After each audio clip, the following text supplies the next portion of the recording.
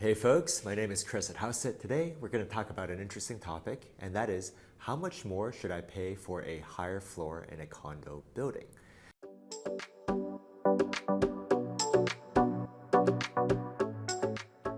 Well, this is a super interesting question, especially if you're analyzing comps, other recently sold listings in the building, or perhaps listings that have recently gone in contract.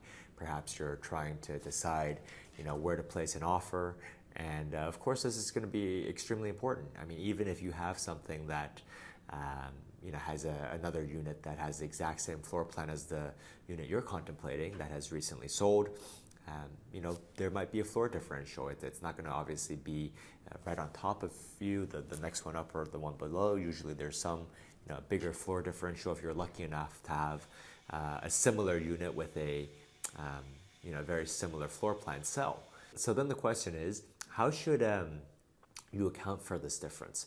Well, if you take it back to what developers do, you'll often see that they price listings, sometimes by 5K or 10K of a difference, depending on the budget of the sort of the properties in general, the price point of the properties in general. But sometimes you might see, for example, 10K per difference in floors, and they'll just mechanically price that across all units of the similar line by floor height.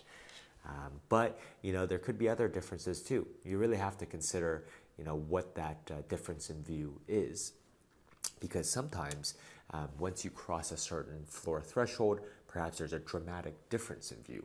So in urban environments such as New York City or Miami, perhaps at a certain point in floor level, instead of facing the building across the street, you suddenly clear that building and have an unobstructed view. So that can cause a huge pricing differential that might not be accounted for by something as simplistic as 10K per floor. Another example is, for example, in Edgewater, which is a beautiful neighborhood surrounded by Design District, Midtown, and Wynwood, right on Biscayne Beach. And then so they have a lot of luxury new construction condo towers right on the water.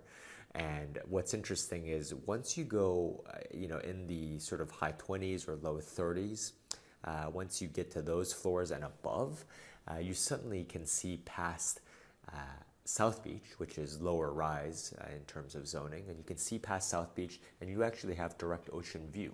So not only do you have bay view, but you can see past the buildings on South Beach, and you have ocean view as well. So that could be something to keep in mind as well, because obviously something on the 40th floor is going to have a dramatically different and better view than something that's perhaps on a single digit floor. So that's something to keep in mind as well. The last thing we'll mention is you have to keep in mind that sometimes higher floors might have different floor plans or ceiling heights. So for example, at the One Paraiso, which is a 2018 new construction building in Edgewater, the penthouse units have a different floor plan, as you might imagine, from units on lower floors, and they also have higher ceiling heights. So for example, the penthouse units have 10-foot ceilings versus 9-foot ceilings on the non-penthouse floors. And so in that case, if you do happen to be on a higher floor and it happens to be, where the penthouses start, then obviously that should account for a difference. I mean, it's a completely different floor plan as well. So that's something to keep in mind as well. So in summary, the answer is sure, you can perhaps use what developers use when they price their new developments as sort of a very base metric to have something to compare against. But remember that it really varies on a case-by-case basis. There are many things to account for. Perhaps the view changes dramatically after a certain floor height. So it's not like we always say, it's not an exact science, it's more of an art. And if you need help with pricing, feel free to contact us. We can help you save up to 2% or more when you buy with the HouseSit Buyer Closing Credit by giving you 2/3 of the buyer agent commission, which can be a lot more than you think, because some new construction buildings will offer 5, 6, 7% here in Miami, for example, to buyer's agents, and giving you 2/3 of that is quite substantial and can cover more than your closing costs. And of course, if you're looking to sell, we can help you save 6% with our agent-assisted FSBO listing service. And we also have a 1% for full-service listing option if you need something more hands-on.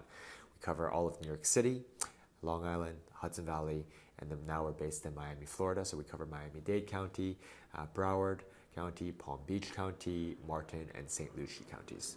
My name is Chris at Houseit, and we'll see you on the next one.